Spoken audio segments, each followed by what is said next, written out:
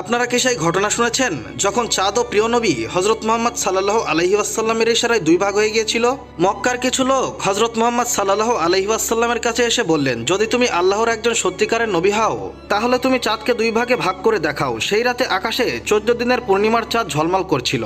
হজরত মোহাম্মদ সাল্লাল্লাহু আলাইহি ওয়াসাল্লাম বললেন, যদি আমি এটা করি তাহলে কি তোমরা ঈমান আনবে? তারা বলল, হ্যাঁ, আমরা অবশ্যই ঈমান আনবো। তারপর আল্লাহর প্রিয় রাসূল সাল্লাল্লাহু আলাইহি ওয়াসাল্লাম তার পবিত্র আঙ্গুল দিয়ে চাঁদের দিকে ইশারা করলেন, আর চাঁদ সাথে সাথে দুই ভাগে বিভক্ত হয়ে গেল। এক টুকরো পূর্ব দিকে গেল, অন্যটি পশ্চিম দিকে।